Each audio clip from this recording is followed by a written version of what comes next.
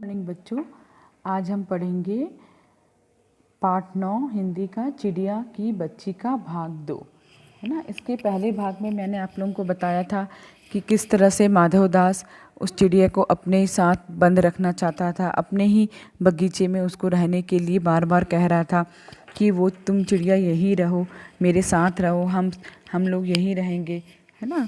तो आज हम इसके आगे का पढ़ेंगे। माधवदास ने कहा, भोली चिड़िया, तुम कहाँ रहती हो? तुम मुझे नहीं जानती हो? चिड़िया, मैं माँ को जानती हूँ, भाई को जानती हूँ, सूरज को और उसकी धूप को जानती हूँ, घास, पानी और फूलों को जानती हूँ। महामान्य, तुम कौन हो? मैं तुम्हें नहीं जानती। माधवदास, तुम भोली हो चिड़िया, तुमने मुझे नहीं जाना, तब तुमने कुछ नहीं जाना।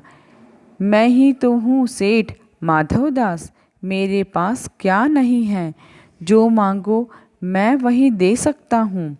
चिड़िया, पर मेरी तो छोटी सी जात है, आपके पास सब कुछ है, तब मुझे जाने दीजिए।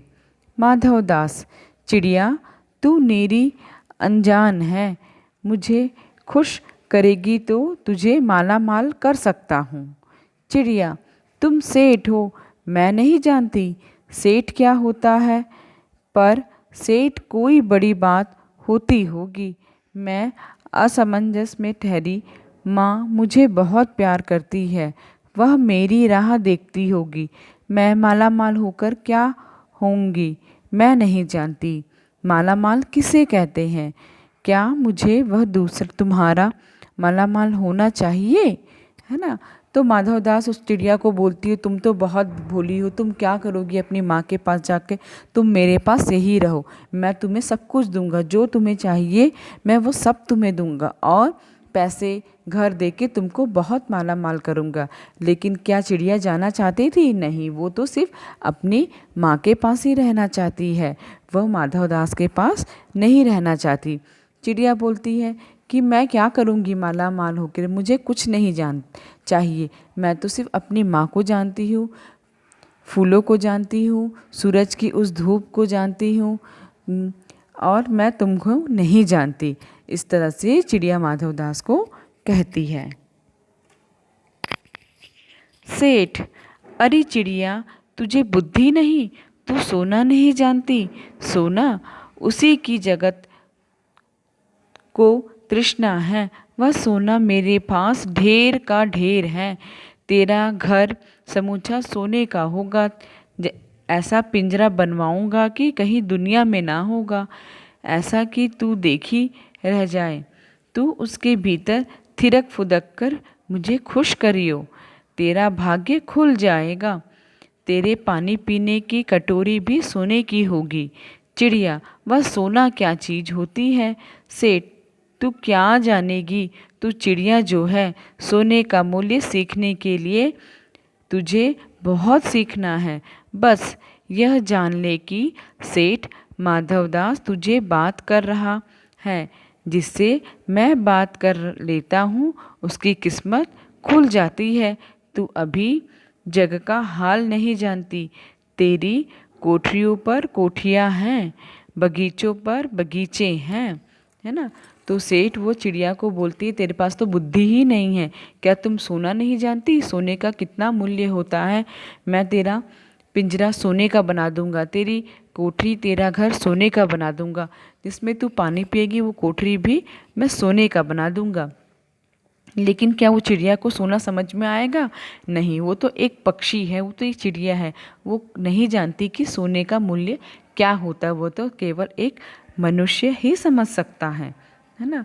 लेकिन क्या वो सब चीज़ चिड़िया को चाहिए? नहीं चाहिए, वो तो आसमान में मुक्त उड़ना चाहती है ना। तो वो माधवदास बोलता है कि तेरी किस्मत खुल गई है, सेठ माधवदास ने तुझसे बात किया। सेठ माधवदास जिससे बात करता है समझो उसकी किस्मत खुल जाती है। आगे, दास दासियों की संख्या नहीं है, पर तुझसे मेरा चित्त प्रसन्न हुआ, ऐसा वरदान कब किसी को मिलता है? रे चिड़िया, तू इस बात को समझती क्यों नहीं है? चिड़िया, सेठ, मैं नादान हूँ, मैं कुछ नहीं समझती, पर मुझे देर हो रही है। माँ मेरी बाट देखती होगी। सेठ, ठहर ठहर, इस अपने पास के फूल को तूने देखा? यह एक है, ऐसा अनगिनत फूल हैं, ऐसे अनगिनत फूल मेरे बगीचे में है। मैं भांति भांति के रंग के हैं, तरह तरह उनकी खुशबुआं हैं। चिड़िया, तेने मेरा चित्त प्रसन्न किया और वे सब फूल तेरे लिए खिला करेंगे।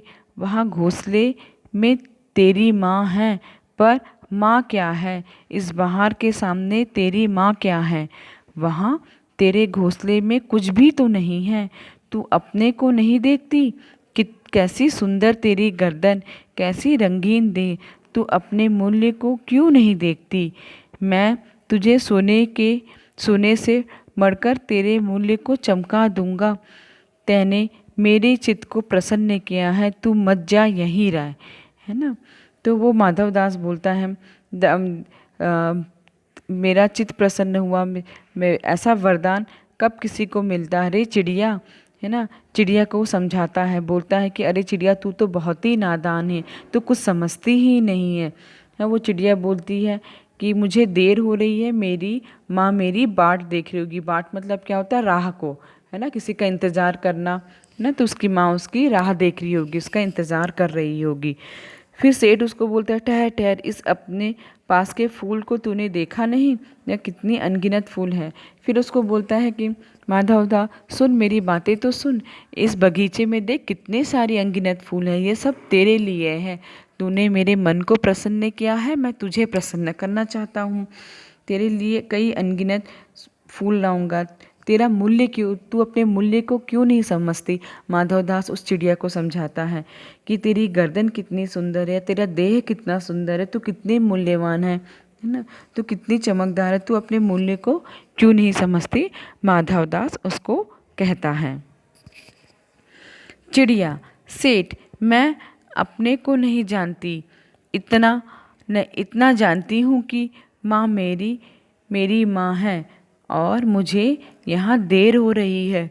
सेठ, मुझे रात मत करो, रात में अंधेरा बहुत हो जाता है और मैं राह भूल जाऊंगी। सेठ ने कहा, अच्छा चिड़िया, जाती हो तो जाओ, पर इस बगीचे को अपना ही समझो, तुम बड़ी सुंदर हो। यह कहने के साथ ही सेठ ने एक बटन दबा दिया। उसके दबने से दूर कोठी के अंदर आवाज़ हुई, जिससे सुनकर एक दांत झटपट भाग आया। यह सब क्षण भर में हो गया। चिड़िया कुछ भी नहीं समझी। सेठ कहते रहे, तुम अभी माँ के पास जाओ, माँ बाट देखती होगी, पर कल आओगी ना? कल आना, परसों आना, रोज आना। यह कहते कहते दास को सेठ ने इशारा कर दिया और वह चिड़िया को पकड़ने के जतन में चला। सेठ कहते रहे, सच तुम बड़ी सुंदर लगती हो। तुम्हारे भाई बहन हैं? कितने भाई बहन हैं? है ना। चिड़िया फिर वो सेठ को बोलती है कि मैं अपने को नहीं जानती, इतना जानती हूँ कि मेरी माँ मुझे देख रही हो, मुझे जाने दो।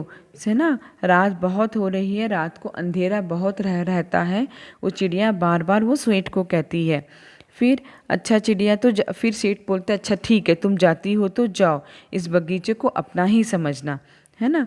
फिर उसने क्या किया, एक बटन दबा दिया, जिससे दूर कोठी में एक बहुत ज़ोर से आवाज़ हुई और उस आवाज़ को सुनकर दास झटपट भागता हुआ उसके पास आ गया। और सेठ कहते रहे, तुम अपनी माँ के पास जाओ, माँ बाट देख रही होगी, कल आना, परसों आना, रोज आना। ऐसे कहते कहते हैं दास को सेठ ने इशारा कर दिया चिड़िया को पकड़ने के लिए। ठीक है। चिड़िया, दो बहनी एक भाई, पर मुझे देर हो रही है। हाँ हाँ, जाना है, अभी तो उजाला है।